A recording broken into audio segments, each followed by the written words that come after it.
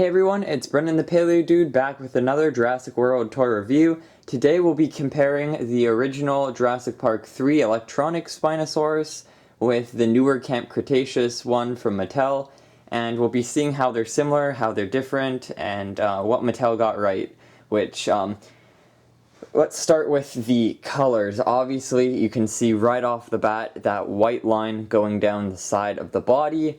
It's also apparent on the Jurassic Park 3 Spinosaurus, that white line going down the body. Now we do kind of see it on the original one from Legacy Collection, a kind of faint stripe that dies down, which is a little bit more on par with the original, as it kind of is uniform. It's a little bit thicker and it fades out a little bit when it goes to the back.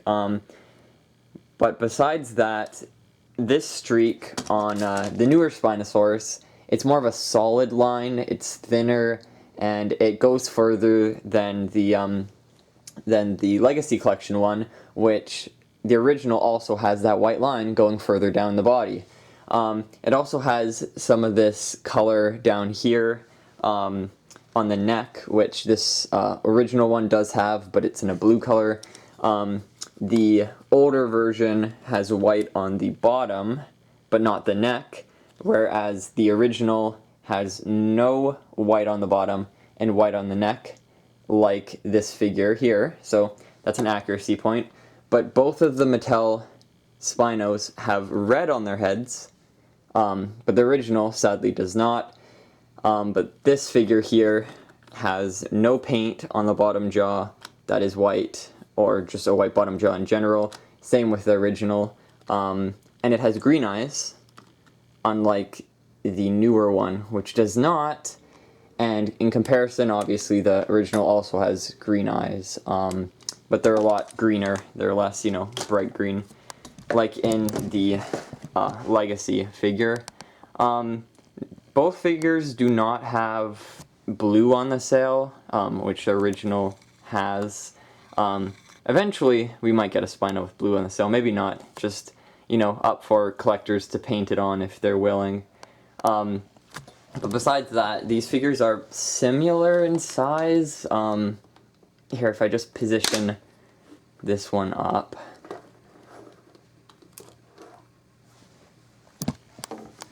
They're about the same size. Even at the hips, too. It might seem a little off right now, but you can see that the hips are at the same height, roughly. Just with the newer ones, the legs are bent in a position so they don't fall, whereas the original, both legs are parallel to each other. Also, the wrists on the OG are bent like this, whereas on the new ones, they're kind of inwards, like a more accurate dinosaur. But what's nice to see is the head sculpts are relatively similar. You see on the snout, it dips down and goes up. Also has the two crests.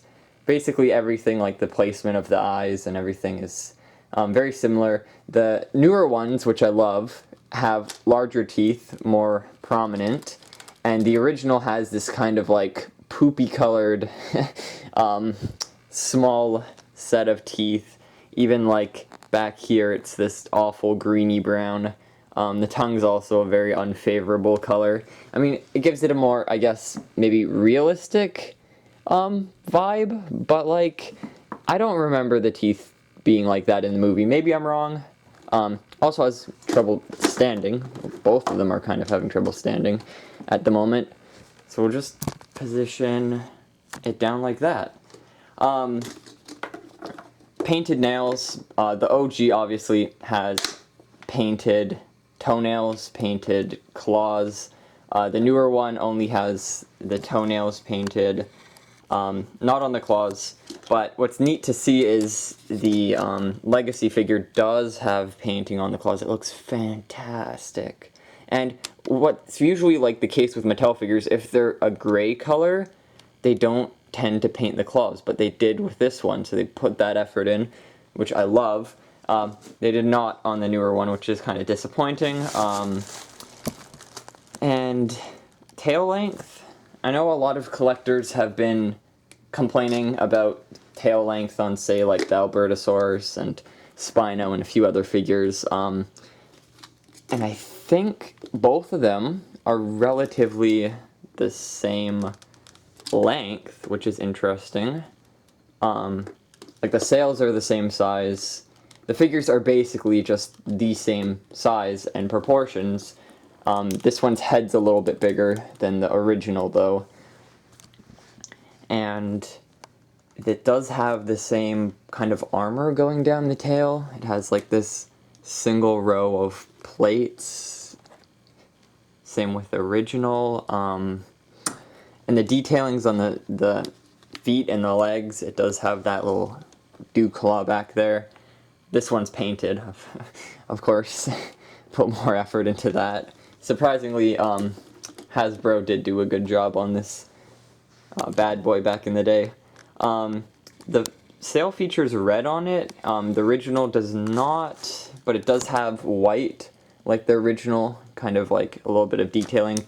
This one also has red and white, similar to the newer one. And the jaw action, of course, is one of the major differences.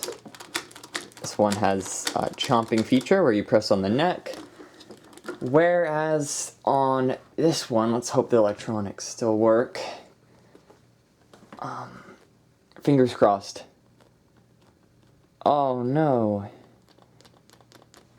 Too much time on the shelf. Are the batteries removable? Yes.